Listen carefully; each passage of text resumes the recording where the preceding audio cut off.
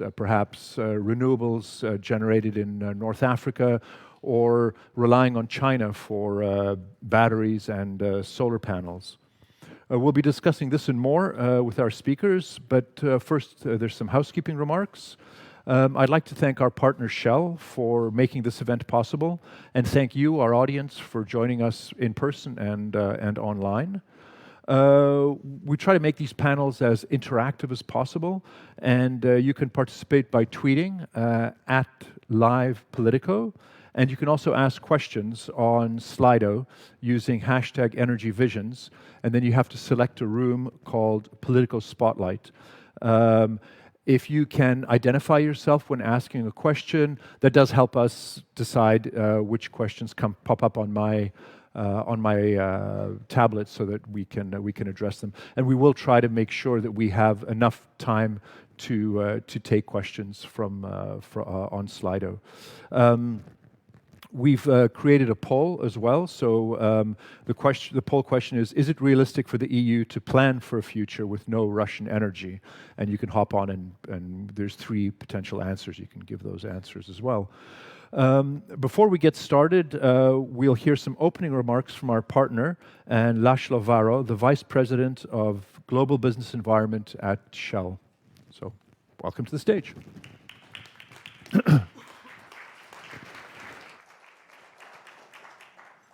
Thank you, George. Ladies and gentlemen, I lead a scenario team which was established half a century ago to reflect on uncertainties and try to navigate them. And I think it is fair to say that all those uncertainties are here in a fashion which is more radical and deeper than any time in the past half a century. If I combine the tragic events unfolding in Ukraine due to the Russian aggression and the unfolding climate crisis, the energy system is generally facing unprecedented uncertainty, and a strategic response will require transforming the energy system at a rate much faster than it has ever changed since the Industrial Revolution. Now, I would like to invite you to reflect on 3 important aspects of the crisis and the crisis response. One is that the crisis did not come out of thin air. On the 23rd of February, before the Russian tanks started to move, the energy system was already out of equilibrium, it was already stressed, and 2022 was actually shaping up as a volatile year already on the 23rd of February. The second is that the energy system is losing its old and dirty resilience sources, but we have not yet built up the new and clean resiliency sources with a sufficient speed. So right now the energy system is in a dangerous middle ground. And last but not least, there is no doubt that a rapid scale-up of renewable energy is a critical part of the solution. In fact, my vote on the question would not be that whether is it realistic to plan a European energy system without Russian energy. It has to be done. Given the realistic assessment of the geopolitical situation, it has to be done. But that rapid scale-up of renewable energy is not a gift from God. It's a result of hard work and effective collaboration. So for the first, why the energy system was already in disequilibrium on the 23rd of February, that's basically the nature of the recovery from the coronavirus crisis, which was highly asymmetrical. The coronavirus crisis was associated with a mighty consumption wave. People went out, spent their money, wanted to enjoy their life, and their consumption expenditure shifted from services to manufactured goods. Your favorite yoga club is still closed down, so you will spend your money ordering a new PlayStation on Amazon. Now, when that happens, then 2 things will follow, which is often underappreciated. One, that gadget is manufactured more often than not in Asia. So that will drive up coal use and coal-fired electricity generation in Asia, with important spillovers on gas. And then second, the gadget will have to be delivered to the consumer, which will be container shipping, air cargo, highway trucking, all the hard-to-abate components of oil demand. So in the decade before the coronavirus crisis, the global economy had on average, and an energy geek would have told you in the middle of the night if you wake us up, that 3% global GDP growth, 1% growth of global energy consumption with a 2% improvement of energy intensity. And in fact, the European Union was very much active in a global initiative called the 3% Club to accelerate the improvement of the energy intensity of the global economy. Last year, was a 6% jump in global GDP, with a 5.8% jump in global energy consumption, with no improvement in the energy intensity of the global economy at all. And whereas we have seen this massive ramp up of energy consumption, and we also have seen oil and gas investment being cut by roughly half in the past 5 years, and as the oil and gas industry is adjusting its investment to an energy transition pathway, the clean energy investment, which is sufficient to actually put fossil fuel demand in that declining trajectory, is somewhere around 3 times higher than what we observe in real life. And a good illustration is Vestas, a company whom I greatly admire, and it's a genuine European clean energy success story. Last year, Vestas was the biggest wind turbine manufacturer in the global economy. Now, if you buy every single Vestas wind turbine that Vestas manufactured last year and you install them, you reduce gas use in the electricity sector by around 10 billion cubic meters. Global gas demand is 4,000, and before the crisis, it was growing at 100 per year. So even iconic, very successful companies would need to scale up their activities very, very significantly. And this asymmetry between a robust recovery of energy demand and clean energy investment, which is struggling to scale up, this actually meant that already before the Russian invasion, energy markets were tightening. European gas markets were already crazy in December, and that asymmetry, that disequilibrium was already there in the system. Now, the second major point is the loss of resiliency, and there it's very instructive to compare the crisis management 10 years ago, when Japan lost nuclear power after Fukushima, with the crisis management today. Building a new liquefied natural gas project is around 4 years and $10 billion. So in the short term, if somebody wants to buy more LNG, somebody else has to buy less. 10 years ago in Japan, Japan still had old, inefficient, and dirty, but functioning oil-fired power plants, which ramped up. Europe still had a fair number of old, dirty, but functioning coal-fired power plants, which also ramped up. And at that time, there was still energy partnership with Russia. So when you run the numbers, the lost Japanese nuclear was replaced by fuel oil in Japan, Russian pipeline gas delivered to Europe, and coal burned in European coal-fired power plants. And this was done in a quite flexible manner. Now, these old flexibility sources are going out from the system. This is unavoidable in the context of the energy transition. But one of the most striking features of the crisis is that since the war started, gas-fired power generation in Europe is actually up year on year, because Europe lost substantial nuclear production because of the technical problems in France. Europe lost substantial hydro production because of the climate impact. So gas was the last line of defense, and it had to run at whatever market circumstances. And this is not the last time when the energy system is subject to technical, geopolitical, or weather-related shocks. History is not over. So whereas the old flexibility is not going to be returning, the new flexibility sources, either the digital solutions or hydrogen or electricity storage, have not yet reached anywhere near the critical mass. And this is a very dangerous middle ground. And then, last but not least, the scale-up of renewables, which would have been necessary from a climate and energy transition point of view, but it is a very appropriate strategic response to the energy crisis as well. Now, what do you need if you suddenly want to build more renewables? Well, you need one thing which, in my view, is not a problem, and that is money. There is a very strong investor appetite in the private sector for renewable projects. I'm deeply skeptical about the idea of European Union funding to wind and solar projects. Residential solar projects in remote regions for poor families, that's an entirely legitimate thing. But for the big business, heavy-duty wind and solar generation, the capital is easily available. However, even after you money, you still need 3 more things. One, you need the equipment, you need the kit. And right now in the wind industry, every single wind turbine manufacturer is complaining about supply chain shortages, increasing price of steel, chip shortages, logistical bottlenecks, and so on, a long list of complaints. And by the way, every single wind turbine manufacturer reports a declining order intake in Europe, which is a very worrying sight. Whereas in the case of solar is doing extremely well. But in the first decade of the solar revolution, the the transformative success of solar was the transformative success of outsourcing to China. China is around 85% of the global solar supply chain. And how the solar supply chain will be managed in the evolving geopolitical relationship between China, Europe, and the United States is something that remains to be seen. Then after the equipment, you need the people. You need people who have electrotechnician skills and who are comfortable working on the top of a 100-meter size steel structure. So there is a major role for reskilling and training and establishing the green energy workforce in Europe. And then last but not least, you also need a legal permission to build things.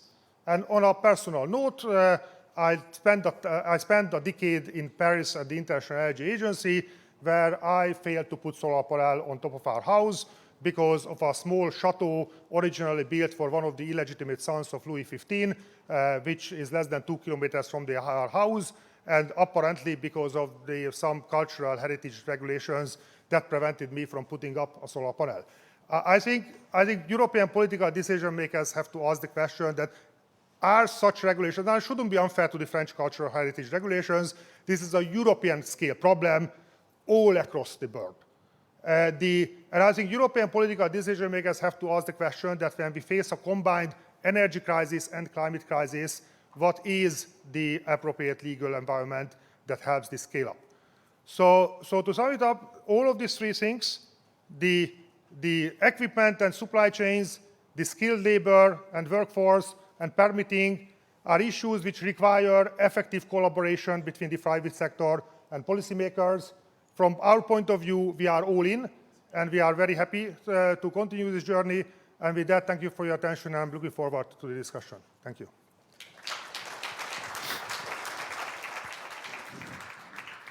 Thanks very much, Laszlo. Really interesting speech. Thank you. Before we jump into the discussion, I would like to flag that Politico does strive for gender balance. This will look a little bit like a manual, but it wasn't supposed to be. We did have female guests who unfortunately had to drop out, but we are aware and we do try to make sure that our panels are properly gender balanced. I'd like to invite the panelists taking part in the discussion today. Dries Akke, the Policy Director at Solar Power Europe, Bernd Kupker, Policy Officer with DG Ener, Jonas Helseth, the Director of Bologna Europe, and Morten Helveg Petersen, who is a Danish MEP with Renew Europe and a member of the ITRE committee.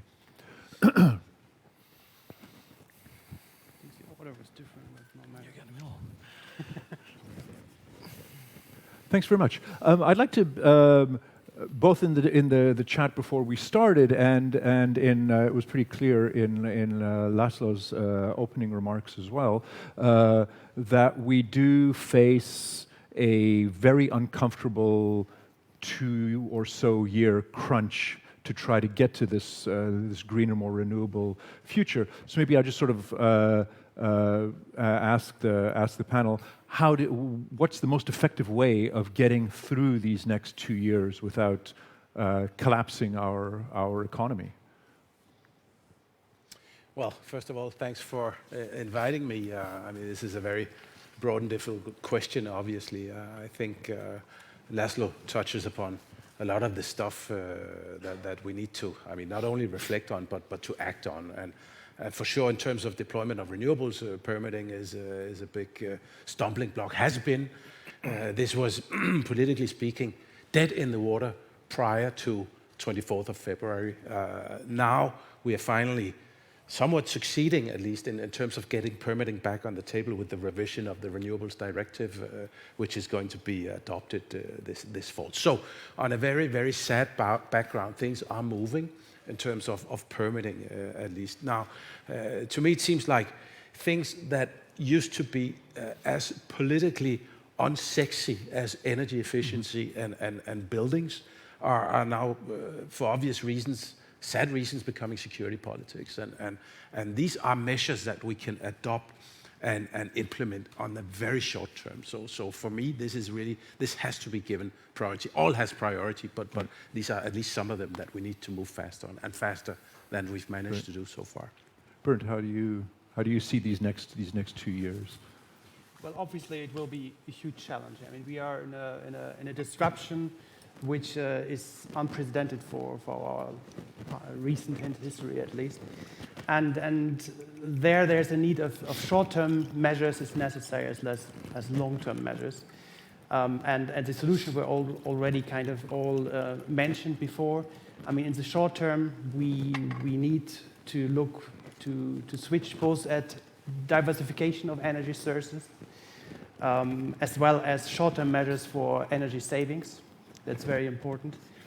But at the same time, we do need to do everything to bring then, for the long term, all the necessary regulatory framework in place, which allows us then to switch to clean energy and to achieve long-term energy savings. And these measures will come, so I would be very optimistic. I mean, with the packages which are discussed, this is out of question, but these long-term measures take a bit longer. They will not have an immediate effect, so we need both the short-term measures in the markets, I mean, which are discussed currently, as well as all this policy framework, which is more or less a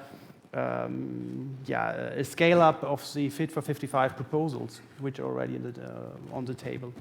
Do you get a sense of increased urgency, that the scale and the tempo of the discussion is different than before February 24th? Of course. I mean, we already saw an increase of the urgency, which increased over the time. I mean, I started to work on renewables in 2012, where it was discussed, or in 2014, we wanted to aim at 27% renewables in 2030. This was already increased in, because renewables were not sexy at the time, they were perceived to be too expensive. We had the first experiences with having support schemes for solar, which were unfortunately a bit too expensive at the time. So there was a lot of pressure. But then we stepped this up, and now we are going one step further. But we're also encountering new problems, because the permitting questions was not so much a challenge in the past. It has become a challenge over the more recent years, also for some good reasons, because if we have to roll out renewables, obviously there are questions to be solved where we put these renewables, but we need to solve this better than in the past to speed this up to the necessary level. Great, thank you. Jonas, how do you see this 2-year, I guess, canyon that we need to scramble across? I'm quite worried, but I like the way you posed your question, because I think there's a key point in there, which is how do we do this in a way that avoids collapsing the economy? And there are a few signs that we see that are quite worrying in that respect. And just maybe it's a bit of a flashback to the winter of 2009, when the Commission was talking a lot about the trilemma of energy security, energy cost, and climate. And it seems like not so much has changed, apart from that we are in a much worse situation on every front. That was very much in the context of when the Russians turned off the gas through Ukraine. And now we are in an extreme situation with the war, and with the volume going up on every front. And that comes with the risk that rush decisions are taken that aren't always evidence-based. And when it comes to the amount of money that is now, being quoted for going into investments in renewables, that's fantastic, and that's what we've been fighting for years, and what we want to see more of. But this is public money, and it is necessary. Not all of it is public money. A lot of it is necessary that public money is spent in a way that gives bangs for bucks. And what does that mean in practice? It means what we've been talking about all of those years, but not really been doing: efficiency first. And efficiency first, in the context of renewables, means you use the electricity directly wherever you can. So when the renewables are being rolled out on a massive scale, that's a great thing, but it isn't always being used in a sensible way, which means that we don't actually get impact on the 3 things we're trying to achieve. 1, getting off Russian gas as soon as possible. 2, cutting emissions. And 3, making sure we don't increase energy costs for consumers and businesses in Europe even further. And some of the things we see playing now, including in the RePower EU, and we'll probably get back to that later in the conversation, I see some risks that are doing exactly the opposite. So the focus on investment into hydrogen is not a bad thing in itself, right. But if hydrogen isn't treated as what it is, an energy carrier, rather than an energy source, we are going to end up in a bad problem. So look at the Fit for 55 package. Great, we're increasing the ambition on renewable energy. That's what we want. But people are also talking about increasing the ambition on renewable hydrogen. But that's not an energy carrier. It is just a way to use that renewable electricity. So if we have a higher ambition on renewable hydrogen in the proposals, it doesn't mean that we get more renewables, unless we get ensured that there is additional renewables to provide that hydrogen. And I think we'll get back to that. Sorry. Yes, absolutely. That's hydrogen is going to be a big thing that we'll address in a second. Dries, how do you see this problem? And we've been obviously writing a lot of stories at Politico about what's the sort of energy crunch coming on, and it does seem, especially sort of the more when you look at applications for government subsidies for especially domestic rooftop solar, that they've doubled or even tripled in many countries, because there's just a huge rush of people trying to jump onto that. Is that happening fast enough to actually make a difference, or is the scale just not where we need to be? Yeah, so it's absolutely true, and thanks for the question. So solar is having a record-breaking year. We will be able to report on numbers of 40 gigawatts of newly added solar PV capacity in this year. That's more than double than 2 years ago. So it's an absolute record. A lot of that is in the rooftop segment, because people know, companies know that's one way to hedge themselves against this electricity price and energy price madness is to have solar on their roofs. So the economics are quite clear. People are rushing for it, and we're basically installing as many solars as the installer bottleneck allows us to. If we had 100% more installers, we would deploy 100% more solar. That's how simple as it is. Now, maybe just to come back to your question on the 2 years, because I think, as Jonas said, I like the framing as well, because we have a bit of an issue with timing and terminology.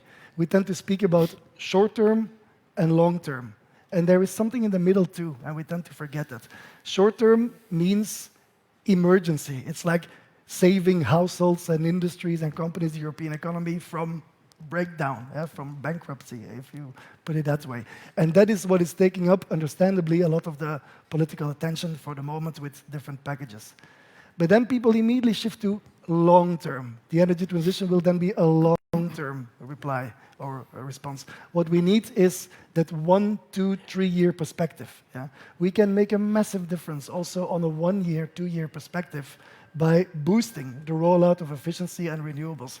It's very concrete. I am still waiting for that emergency package on the renewables and efficiency booster. Where is that? Why is there no Article 122, to use a technical term, like an emergency package on deploying renewables? That's where the political attention should be being. And there's some very concrete things you can do. For example, permitting. You can ask member states to define go-to areas or priority areas or emergency areas within 3 months of next year, like by March next year. This would be completely appropriate to the challenge and the emergency that we're into. You can push repowering on the wind side, but also on the solar side. If you repower solar panels, it's the same size. They're not twice as big like the wind turbines. The efficiency is plus 30%, all free new renewables for free. And there's a couple of more examples, like, for example, emergency auctions. Every member state should do 3, 4 emergency auctions of solar plus storage or renewables plus storage that immediately compete with gas peakers by June. I'm just saying, why is this not on the table? Because we're limited to symptom fighting rather than root cause fighting for the moment. Very good questions. Why don't we ask our political representatives as to where these issues are and why they're not happening faster? Well, there's always an election going on somewhere in Europe, meaning that you will always, at any point in time, have extreme sensitivities out there given spike in energy prices. I mean, the basic fact that now, 3-4 weeks after European Council getting together for the first time, trying to agree on some of the measures, still not having reached an agreement on this, just demonstrates how sensitive this is. I think it's a great idea. I think I would be all for it, sort of a emergency package. I'm so old, so I can remember playing in the streets of Copenhagen back in '73 with no cars on it. And I think it is something similar in terms of mindset that we have to adopt. So things are moving too slow.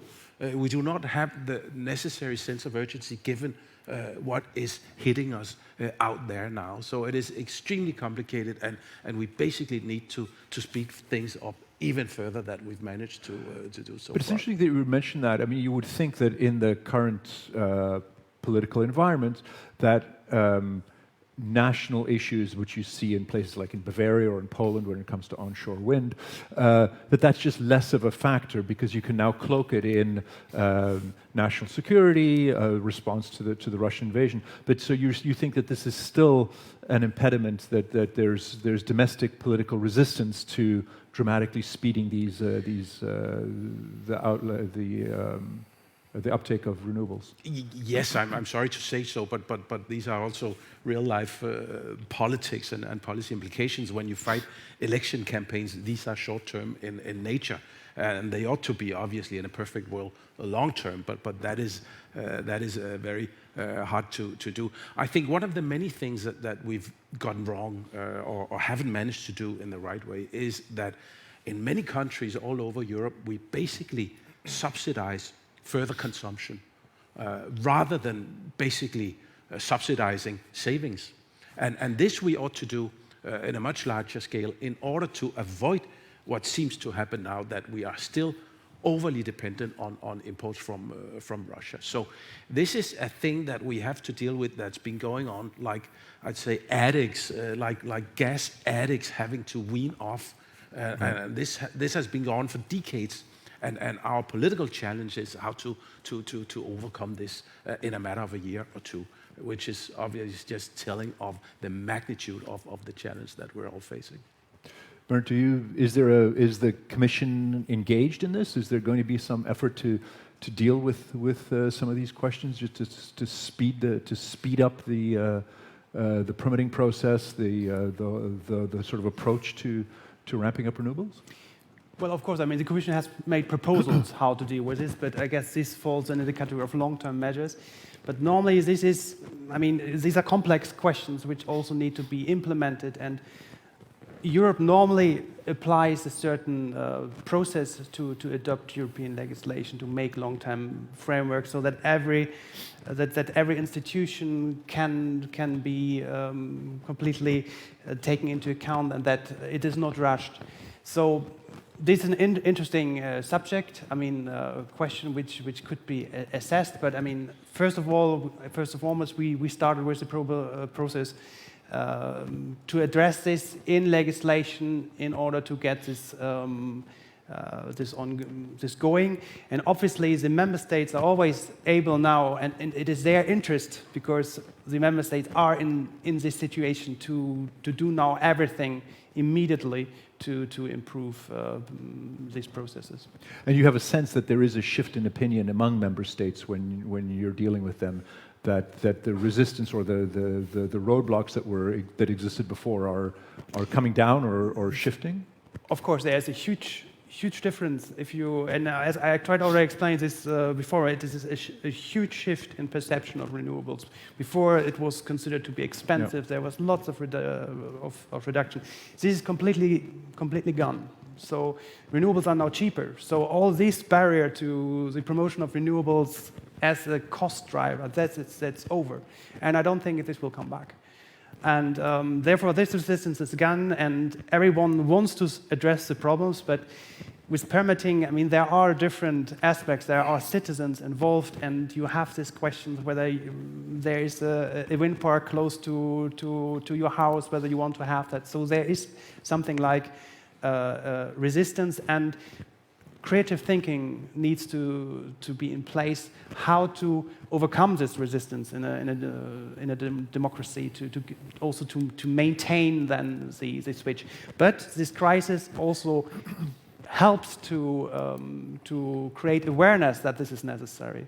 So I'm very positive that we will make big strands, but it cannot go quickly enough. I mean, everything needs to be quicker and ramped up. Exactly, it needs to be quicker. Yeah. That's the issue, is that sort of the normal slow political process is not maybe the best time. We've dealt with some of the political sort of pinch points.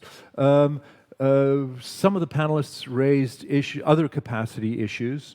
Jonas, could you maybe talk about some of the other problems that are out there in moving faster on this? Once you get through the political problems, what else is stopping a faster uptake of renewables? Well, so I probably should use the opportunity to commend the Commission a bit on what has been proposed on permitting, because I think that's very clearly the key area where things have been held back. And perhaps also part of the reason why we end up in the conundrum we are, where things are going too slow. So permitting has to be dealt with, has to be dealt with on a European level, has to be dealt with also on regional member state level as soon as possible. But if you allow me, I'm going to bang a little bit more on the hydrogen drum. Because I think the points that were made here about avoiding boosting consumption is absolutely critical. And all of us are rightly told at the moment to save energy. And my colleague Marta, who is our hydrogen expert, can confirm that we're sitting in a cold office those days trying to save gas. I should probably do something about it soon. But we have to save energy, and that goes for everyone, also for public authorities. And what we see at the moment is that billions of euros are being proposed as investments into electrolyzers to produce renewable hydrogen. That is an enormous boost of energy demand. We are talking, the figures in Fit for 55, which we're now talking about boosting even further, those figures amount to something along the lines of the energy production in France, the entire energy production in France. In electrolyzer capacity, driving demand in a crisis where people are struggling to pay for electricity bills. We have to ask the question, is that a good plan? And if we're going to do this, are we really going to do it on the back of consumers? Or are we going to make sure that at least it comes along with a massive additional investment in renewable electricity production? Because otherwise, it just cannibalizes, as I said before, the proposed renewable rollout that is already there, without any renewable electricity capacity being left over for decarbonizing the grid and reducing the cost for consumers and helping us get off Russian gas. And that is, for me, absolutely incomprehensible. But it's summed up again by what seems to be a very common misunderstanding, that hydrogen is an energy source. It is not. It is an energy carrier that we need energy to produce. And the energy loss in producing hydrogen is substantial. Doesn't mean we shouldn't do it. We know that there are many sectors that need hydrogen. That's exactly it. There are sectors where apparently hydrogen is going to have to be used that are very difficult to decarbonize. I guess steel, cement, long-distance transport. There's a whole bunch of aviation where hydrogen will probably play a fairly large role. So you can't avoid that. I agree, but I think, well, I would question some of the sectors you mentioned. I think there is a certain hype around hydrogen. I think there's a lot of sectors that are subscribing to it. There's a lot of people who have been calling themselves hydrogen ready for the future, planning to run on gas. Most of those sectors will now have a problem because there is no gas. But we will need some hydrogen. We have to make sure that there is a rationality. I would like to also commend Mr. Pedersen on voting against the Parliament amendment to drop the requirement for additionality for renewables for hydrogen production. I see our hosts here at Shell are nodding. I would like also some of the oil and gas folks to maybe speak more openly about this. But of course, we know that if we don't have additionality and we don't get more renewables, what do we end up with? We end up with a higher demand on the existing grid, which includes gas, the little that's left, coal that can be turned on to run these things, and a massive increase in emissions. So this is one of the key things that needs to be fixed, and I don't see at the moment the European Union on a good path to fixing it. Thank you. That's actually one of the questions we have on Slido. What is your take on taking out the additionality requirement in the EU green hydrogen rules that are now being discussed? Maybe Morten, we can get your take on that. I think I'd be more or less on the lines of what Jonas is just saying on this, given the sensitivities in this. But clearly, it's a big discussion out there. But I think I would be more or less in line with what was being mentioned here. Right. Dries, do you see this hydrogen issue? Is that something that impacts solar planning and the way that you address it? Most definitely. Yeah. So we are keeping a very close eye on the hydrogen hype. There's no doubt that there's a hype. We are part of a coalition on renewable hydrogen. I mean, it's very obvious. It's completely meaningless to talk about hydrogen without it being renewable. Like, why are we even talking about something else? we are creating a molecule to replace fossil molecules. So that can only be renewable. So the whole blue hydrogen thing is just not happening, basically. No, right? no, of course. Right. That's why we need the additionality delegated. I mean, it's called renewable hydrogen. So there's two words, first renewable, then hydrogen. That's the way we should be talking about this. There's no such a thing as accelerating hydrogen without solving the bottlenecks on the solar and wind deployment side. And I fully comment or echo what Jonas has said and also what Morten has said. The delegated act for additionality is essential. Yeah?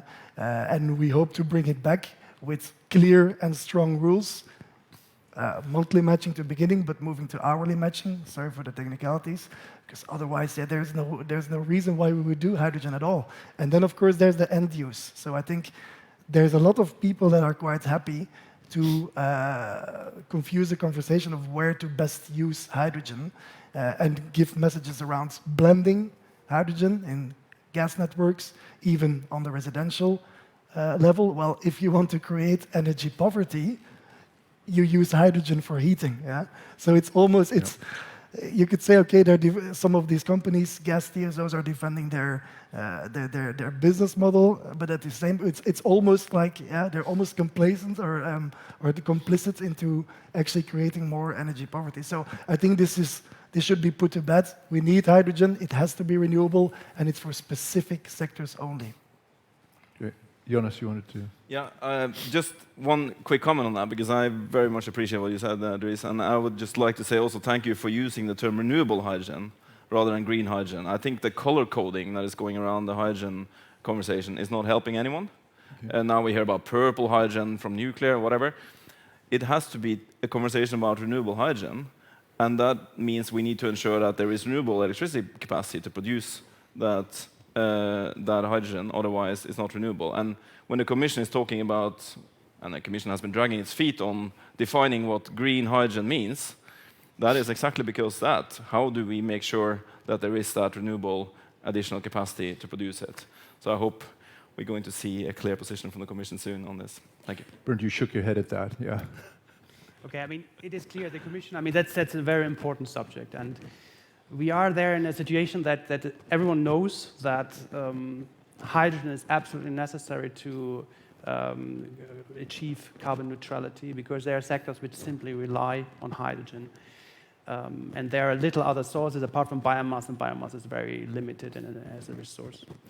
And it also takes time to build this up. So what needs to be done is to initiate this industry, and there we need to find the right balance to not have too strict criteria in the beginning to make it run. But on the other hand, it is obviously absolutely true that this needs to be supported by additional renewable hydrogen production, and the whole production needs to be integrated into the whole energy system.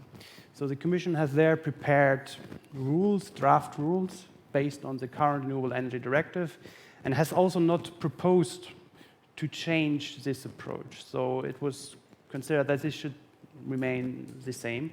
However, now we are in a situation that the Parliament has voted and to remove these rules, or ideally not to remove these, but to have different rules, and also to withdraw the empowerment of the Commission to set out these rules.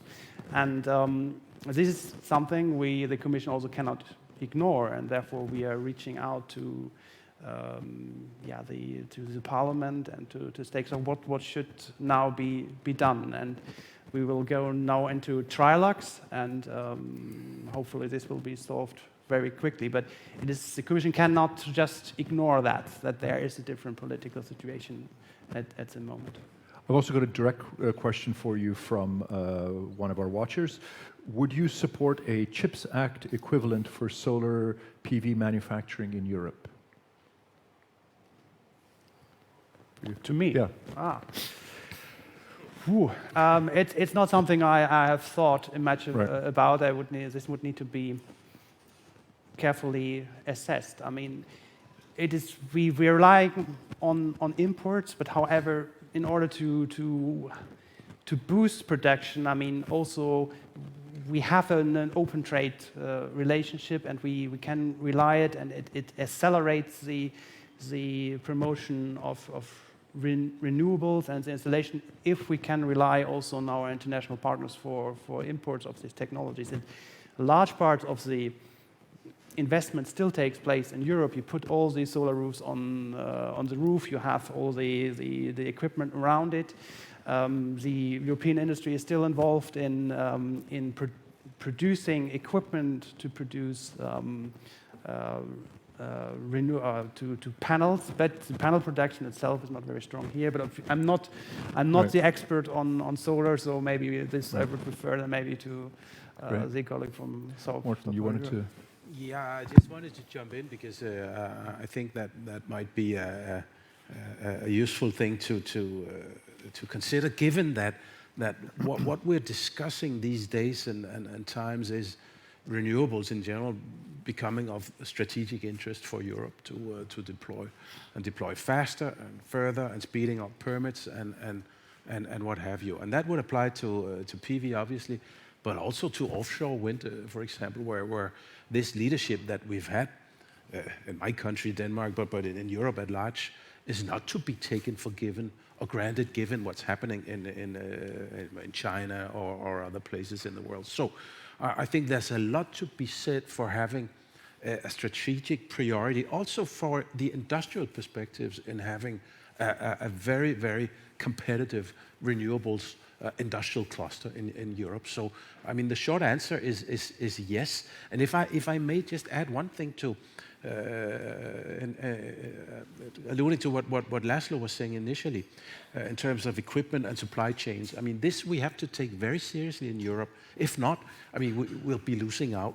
So I think there's so much to be said in initiatives along those lines. And adding to this, I think we all acknowledge the sense of urgency in the short term on what's going on in integrating renewables and what's happening on our electricity markets and what have you. So I think there's a lot of reason for intervening in the short term. What we have to be very careful about is the structural issues and the long-term issues when interfering in the markets, because I think there's a lot to be said positively about the deregulation that we've succeeded in doing over the last 10, 20 years in terms of integrating renewables. So let's be careful not throwing the baby out with the dirty bathwater when discussing short-term, long-term issues, not least when it comes to regulating markets. That's interesting, because there is, I sort of mentioned at the beginning as well, is this Europe had in retrospect, a very dangerous and unhealthy dependency on Russian energy. There is a sense that this rush to go green as fast as possible could create other dependencies on technology or other things. So the big one is obviously solar panels, largely manufactured in China. Dries, is that fine? Do we just say we need speed and China is the only place that really does this at scale, so we have to just completely rely on China? Or does that create future geopolitical tensions or dependencies or dangers for the EU? No, we have to take this absolutely seriously. So I think the key word here is diversification. We need to diversify global solar PV supply chains and many other critical supply chains as well. So you need to think about this question in a global setting. So we were extremely happy as Solar Power Europe, because we've been asking for it for many, many years, that the Commission, as well as part of its solar strategy, has a target for bringing back a certain part of solar PV manufacturing to Europe. At least 20 gigawatts by 2025, and maybe more in the future. Finally, there's attention to the supply chain, so we wholly welcome that. There's an alliance linked to that that will soon be launched. Now, of course, the rest of the world thinks about that as well, yeah? And it feels that we are taking in speed a little bit, yeah? So India has a very assertive industrial policy for solar PV manufacturing since a couple of months. What happened in the United States with the Inflation Reduction Act is a game changer on every level. I'm not sure whether this is trickling down enough in the European debate, but we basically have a transatlantic partner who does a generous, assertive industry policy not seen in the world for decades. Yeah? So the question is Europe already losing the train or missing the boat on this important topic? It probably will have to stand up and speed up. This morning there was a letter from 13 of the CEOs of our solar companies, of our members, making this exact point. Europe is at risk of missing the boat on the solar PV supply chain, and will need to come with additional and new instruments beyond current instruments like the innovation funds or what have you. That's not going to do it. So we are in favor of a solar act like the CHIPS Act. Yeah. It's interesting what you mentioned on the American Act, and you certainly get a sense that people have not fully, maybe even in the States, certainly in Europe, haven't grasped the scale of what the Americans have done.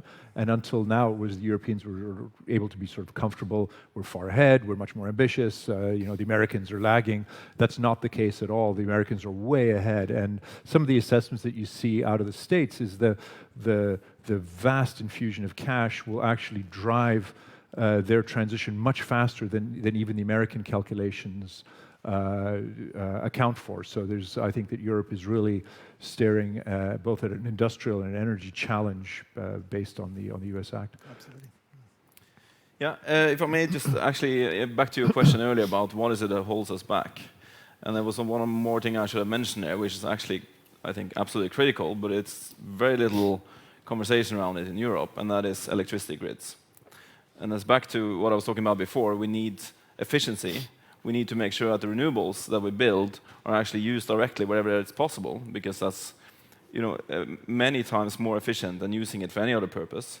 And that means, in most cases, building grid connections, often also across borders in Europe.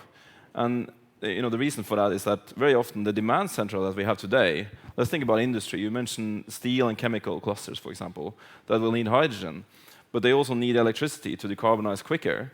And those demand centra are not, in most cases, in the places where we have the big renewable potential. They are often far from that because they were built in the past in places where there was abundant coal. Now we need to make sure we have the grid connections. I would like to see a European plan for grids, for grid investments that make us enable us to actually use the renewables efficiently. But I'm not sure if I'm allowed to ask a question to the commissioner here.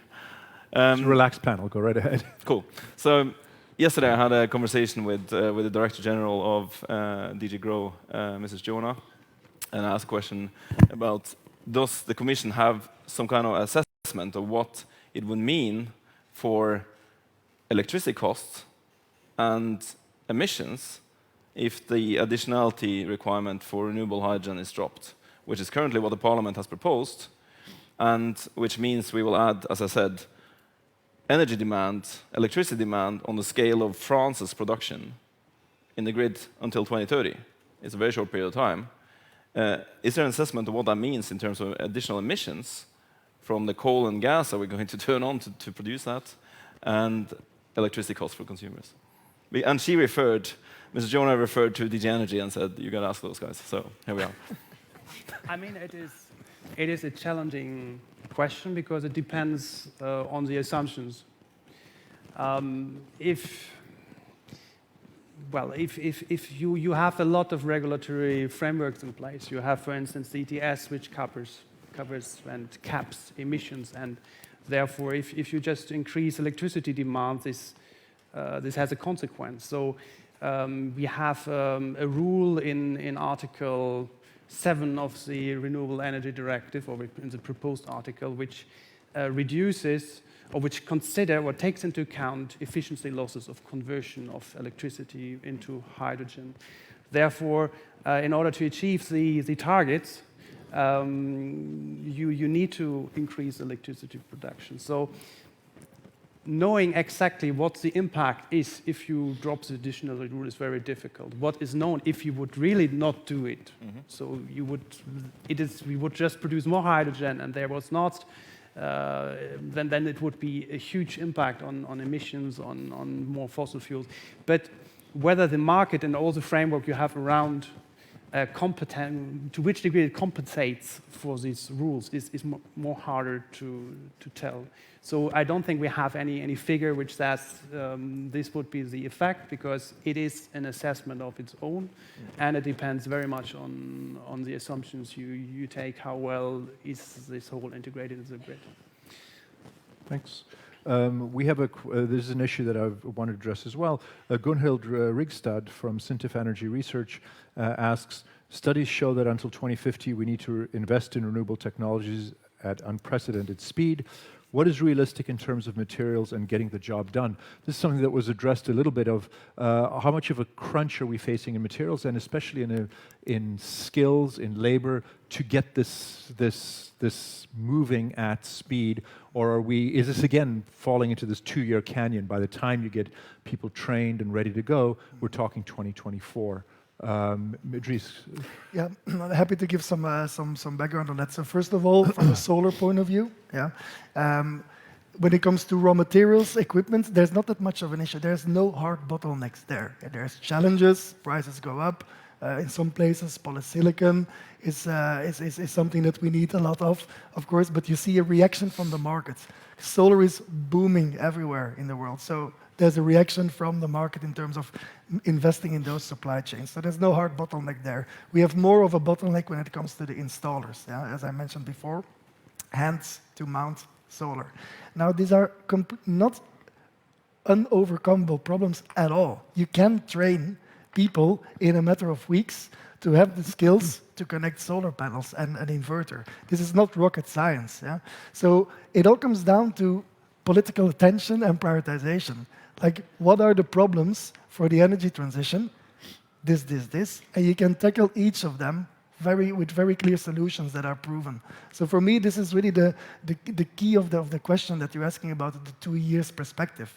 If we're not going to take care of the essence of the solution, then obviously you will create a dynamic where renewables are only a long-term answer. But that's the whole point. It can also be a shorter term, as in a 2-year time frame, if the political attention is committed to tackling some of these obstacles. There's nothing that is unovercomable. Morten, what are the political roadblocks in getting this done? It would seem like a bit of a no-brainer. You create employment, you shift people into these new jobs. What are the obstacles? Well, labor shortage is a real issue. It's not only within the PV or renewables. It also applies to efficiency or buildings or what have you. And this is all over Europe. I mean, this is a huge challenge, again, that we all face in upskilling, but also very sensitive issues like legal migration will come into play here in order to cater to the needs in terms of ramping up deployment of renewables looking at 2050. And adding to this, coming back to the policy framework, I think we will have soon also serious discussions on predictability, stability, because I would agree on the point made previously that private money is out there wanting to invest, but a prerequisite for this is to ensure some sort of stability and predictability also in terms of the electricity markets and what we remunerate. But labor shortages are real critical issues that we have to look into. And you'd have widely differing practices all over the various member states on how to do this, which just makes it even more complicated. But in the big picture, real problem, real So impediment. should there be some sort of an EU-wide approach that narrows these national differences, that makes it... I wouldn't go that far, because obviously each member state has its own tradition and culture and way to do it. But I think there's a lot to be said in terms of, say, the Buildings Directive, which we're negotiating right now, that you have some sort of standardization so it is recognizable what we are doing and trying to achieve. So there's a lot to be said, I think, in terms of some sort of harmonization or standardization for this, in order also for labor to be able to move more freely across borders and employ what skills they would have in a national setting. Great. I'd like to come back a little bit to the original question, which has this Russian element in it. Do you think that there is any scenario in which, if the war ends, that this green speed up would lose impetus, and people would go like, wow, the Russians are back on the market, we've got more access to gas, let's turn on that one remaining strand of Nord Stream that hasn't been blown up yet, and we can take much more time now. Or is this a fundamental shift that no matter what happens with Russia, that the EU is like a junkie, is going to drop that gas syringe and not go back to it? Well, yeah, I really hope and work for 24 hours, 24/7, that this is a wake-up call. So this transition has to move forward, even after war might be over. So yeah, absolutely. Bern? I would agree. I mean, all the legal frameworks are set out in the direction of the energy transition. So in a way, this crisis pushes us to go more in this direction, but if this pushes over, there's no reverse. So, I mean, there will be still fossil fuel use for a while, this is certain, but that there is a kind of a turn back, this I would find very unlikely. So Russia has basically killed, sort of medium and long term, its market in Europe. No one is going to go back and start buying Russian fuels. Well, I mean, they can also diversify themselves. Yeah. I mean, obviously, this situation is unpredictable, what happens. We don't know when this war will stop. Other buyers might be there for the gas, but I think Europe will not be there to hail Russian fossil energy imports, and certainly not under this government. Jonas, do you agree with that? That this is that's just not an issue anymore, that of a return of Russian energy imports? Well, it depends on how we play it, and I think it's definitely possible to get off Russian gas for good. And you might be aware of a report that we did with some other organizations before the summer, EMBER and Regulatory Affairs Project and E3G, where we looked into how we can do that, and the answer is given. Avoid the hype, use the renewables that we roll out efficiently, which means electrify, and don't waste it on inefficient processes. And in the most efficient investment in most cases is going to be installing heat pumps. We need more heat pumps to replace gas in heating and cooling, and everywhere in Europe, that is going to be an effective investment. But we don't see sufficient push for that. Instead, we see a push for hydrogen, which we are going to need in some cases, but which currently is a hype across the economy, and that is where we have the risk of the economy collapsing, if that we throw all our eggs in that basket. Okay. Dries, is this essentially a one-way bet on renewables, that Russian energy is not going to be a future factor? Yeah, we don't have a glass ball, of course, but I think it's quite clear that, I mean, this is the way I see it, and to refer back to Laszlo as well, the 21st century has started. Yeah. The geopolitics are quite clearly going to be redefined across energy lines. So we're talking about the energy transition that used to be a climate imperative, now being a security imperative and a competitiveness imperative. All that's together. The European industry is at risk of, the tissue is at risk of unraveling in front of our eyes. So it's basically, it will be a renewables-based prosperity, or it will be no prosperity for Europe.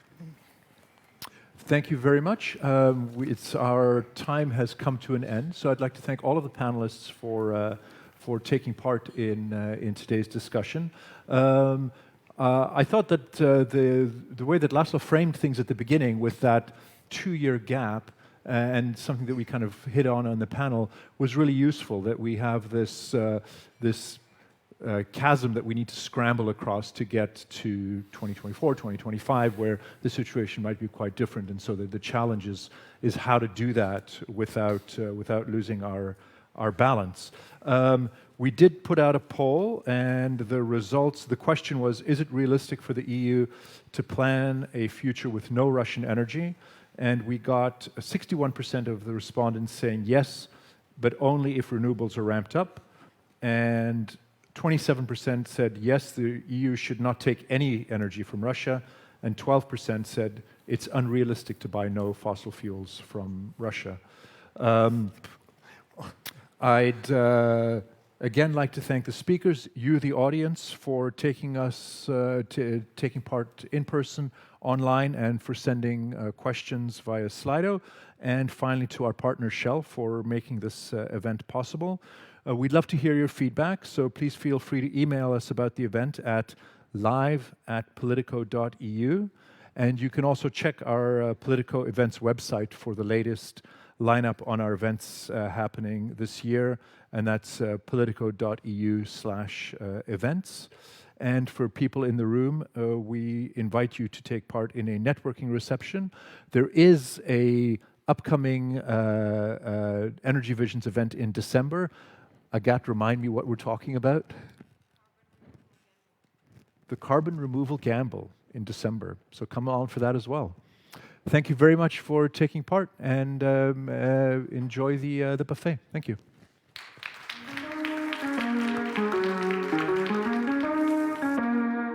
This is an age of disruption, of profound revolutionary change. What we're really asking ministers is to empower the ambassadors. The only thing that you really push forth is the truth. You don't see many women represented when it comes to the decisions as to how to handle the pandemic.